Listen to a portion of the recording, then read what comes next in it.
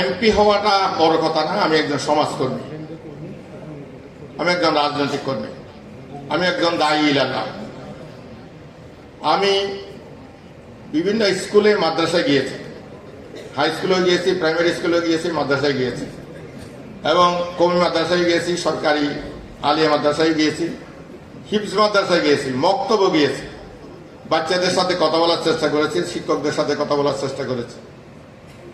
একটা অদ্ভুত জিনিস, প্রত্যেকটা ক্লাসে, প্রায় প্রত্যেকটা স্কুলে, প্রত্যেকটা মাদ্রাসায় ছেলের থেকে মেয়ের সংখ্যা বেশি। মেয়েরা শিক্ষিত হচ্ছে, এটা খুব এনকারেজিং, খুব অনুপ্রেরণার বিষয়। আমাদের ভবিষ্যৎ, উচ্চশিক্ষিত মারাই ভবিষ্যৎ গড়বেন, এটা আমাদের কাছে খুব ভালো লাগে। কিন্তু অনেক স্কুলে গিয়েছি, দেখেছি 1/3 হচ্ছে ক্লাসের ছাত্র আর বাকিরা সবাই ছাত্রী।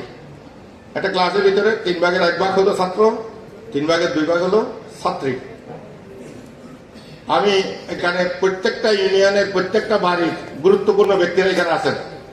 আপনারা যখন বাড়ি যাবেন, এই ছেলেগুলো কোথায় যায়, কেন স্কুলে যাচ্ছে না? আমি গণসংযোগ উপলক্ষে বিভিন্ন বাজারে ঢুকি, বিভিন্ন দোকানে ঢুকি, তো মনে হয় যেন একটু সাউন্ড পাচ্ছি ভিতরে। ভিতরে তো রুম তো শেষ, দোকানে ওয়ার ঘরের পিছনে আবার যায়, যাই দেখি যে হ্যাঁ একটা রুম আছে, একটা গোপন টাইপের রুম, ওখানে ক্যারম খেলে, ক্যাসিনো, মানে এগুলোর ভিতর দিয়ে জুয়া। এরা আমার দেখার সাথে দিয়ে দৌড়, তা আমি আবার ডাকে ডাকে নিয়ে কলাকলি করি, ডাকি, কথা বলি। আমি শিক্ষকদেরকে বলেছি যে আপনারা জানেন আপনাদের ছেলেরা কোথায়, আপনাদের স্টুডেন্টরা কোথায়। এরা ওখানে গিয়ে এই সমস্ত দোকানের ভিতরে, পিছনে আরেকটা দোকান, ছোট্ট একটা ঘর, সেখানে তারা এইসব খেলাধুলায় ব্যস্ত, তারা স্কুল ফাঁকি দিচ্ছে।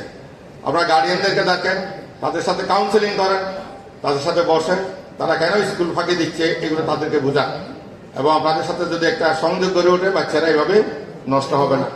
আমি আপনাদেরকে এই মেসেজটা দিলাম।